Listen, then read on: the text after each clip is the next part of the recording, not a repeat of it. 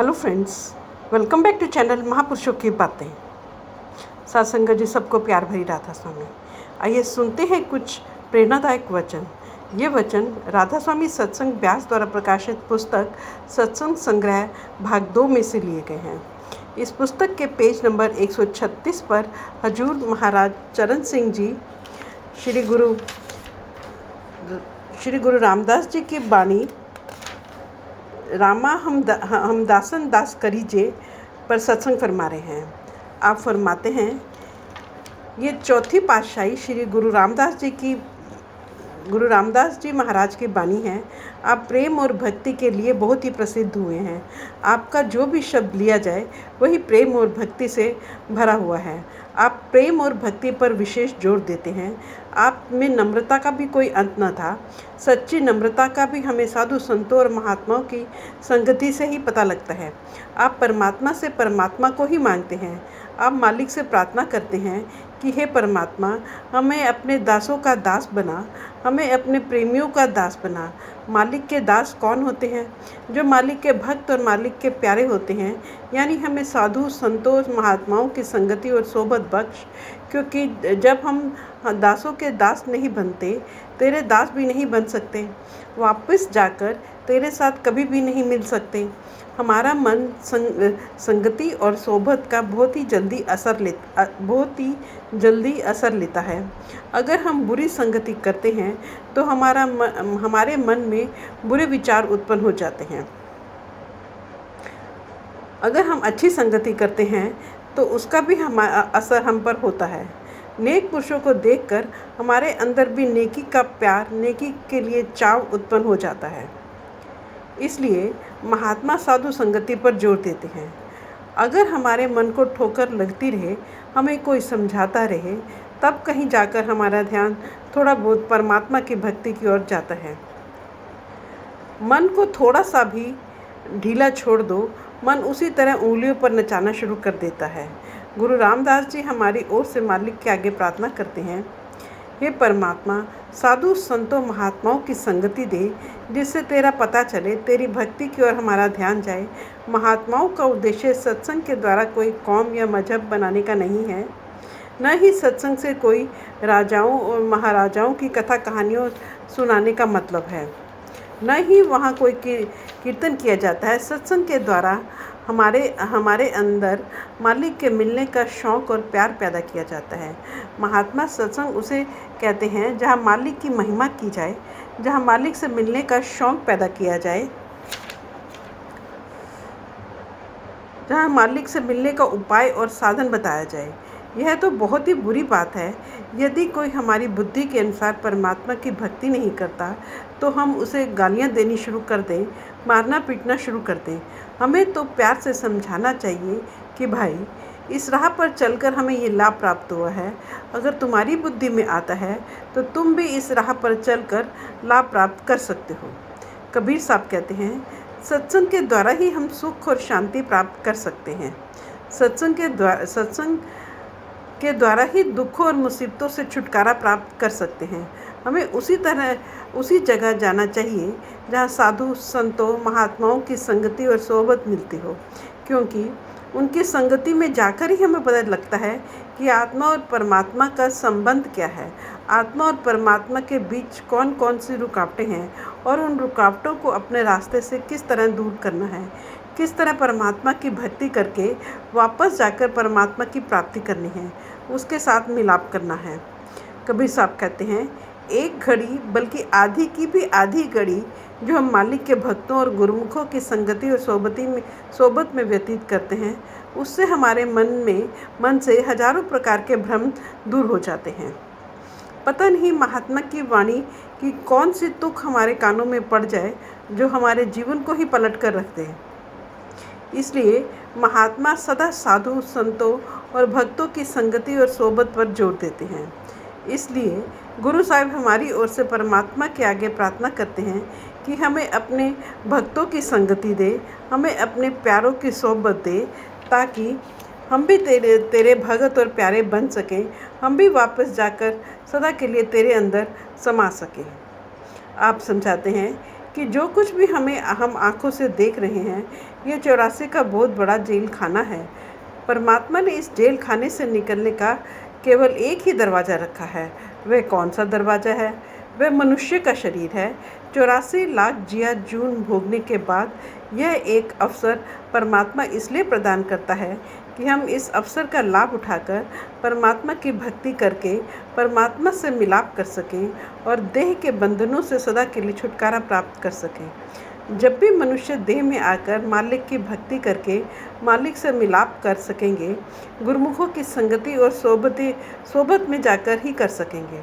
इसलिए आप फिर हमारी ओर से मालिक के आगे प्रार्थना करते हैं, हे परमात्मा, जब तक सांस आ रही है, जितनी देर तूने जीवन बख्शा है, जितनी देर तक इस शरीर में रहने का मान दिया है, दिन रात यही चाहते हैं कि हमें साधु संतों और महात्माओं की चरणों की धूली मिलती रहे, उनकी संगति मिलती रहे, उनका प्रेम मिलता रहे, उनका प्यार मिलता रहे, ताकि उनकी भक्ति और प्यार के द्वारा हम भी अपने अपने अंदर तेरी भक्ति और तेरा प्यार पैदा कर सकें।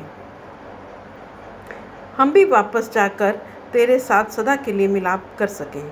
तभी इस मनुष्य देह में आने का हमारा उद्देश्य पूरा हो सकता है और हम अपने ध्येय या लक्ष्य पर पहुंच सकते हैं, मंजिल मकसूद की खोज कर सकते हैं।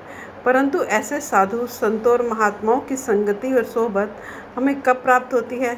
जब हम उस आदि कर्ता की, उस परमात्मा की हम पर दया मेहर बख्शिश हो जाती है।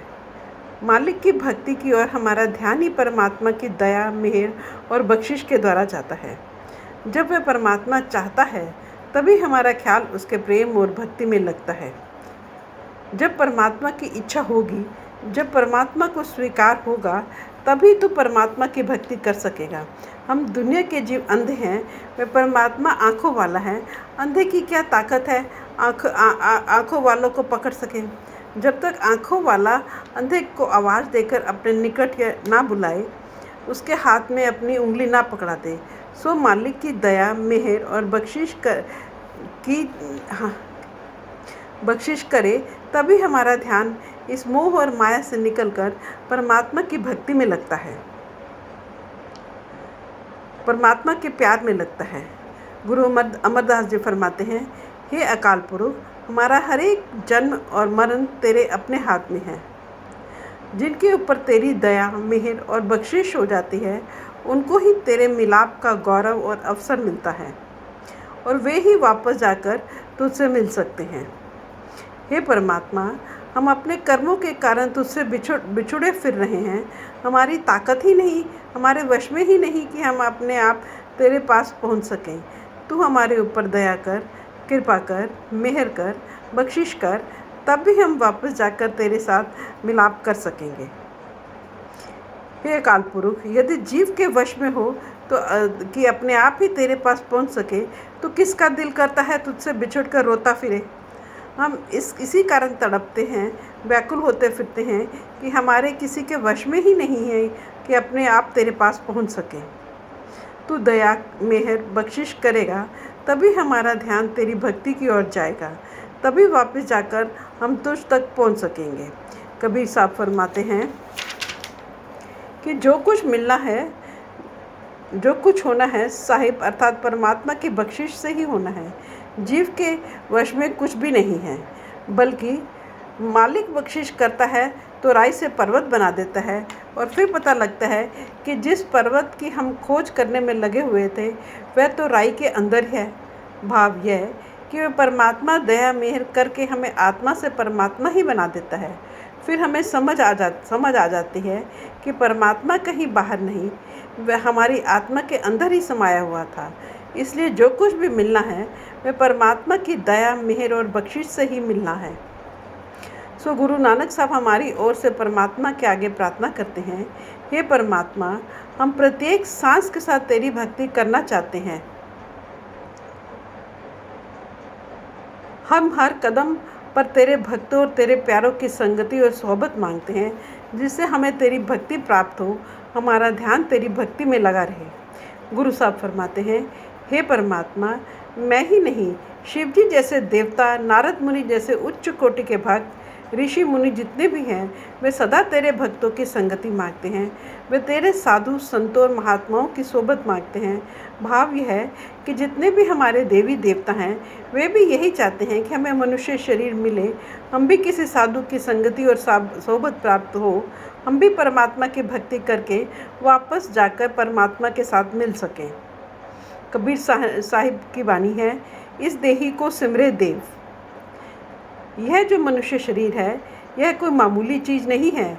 देवी देवता भी इस शरीर के लिए तरसते हैं, क्योंकि अगर किसी शरीर को, अगर किसी देह को, किसी जामे को यह विशेषता प्राप्त है कि वह मालिक की भक्ति करके मालिक के साथ मिलाप प्राप्त कर सकता है, तो वह केवल मनुष्य शरीर है।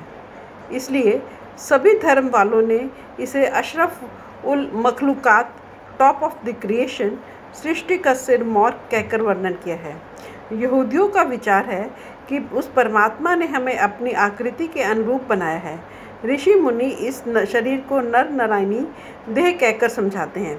वे कहते चले आ रहे हैं कि यह देह जो नारायण ने पैदा की है, जिसके अंदर नारायण स्वयं बैठा हुआ है, जिसके अंदर से ही हमारी आत्मा नारायण का रूप धारण कर सकती है, वह जो देह है वह मनुष्य देह है, मनुष्य का शरीर है।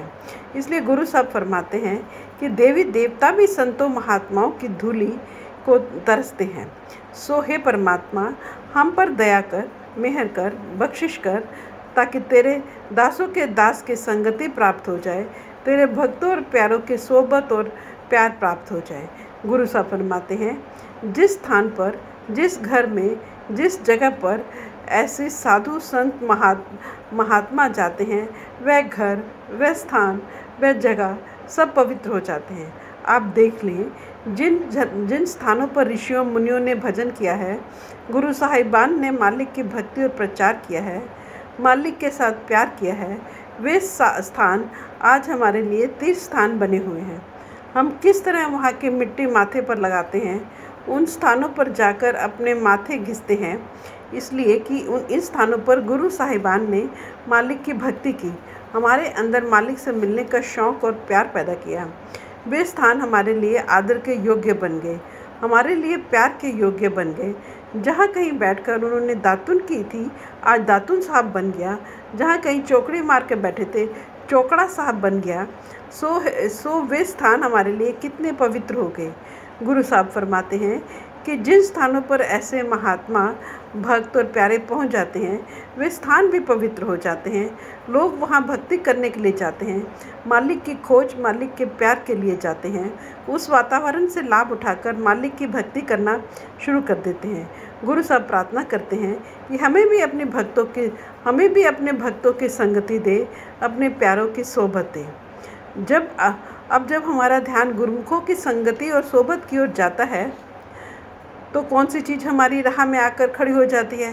गुरु साहब फरमाते हैं कि यह लोक लाज है, दुनिया के ताने और व्यंग हैं।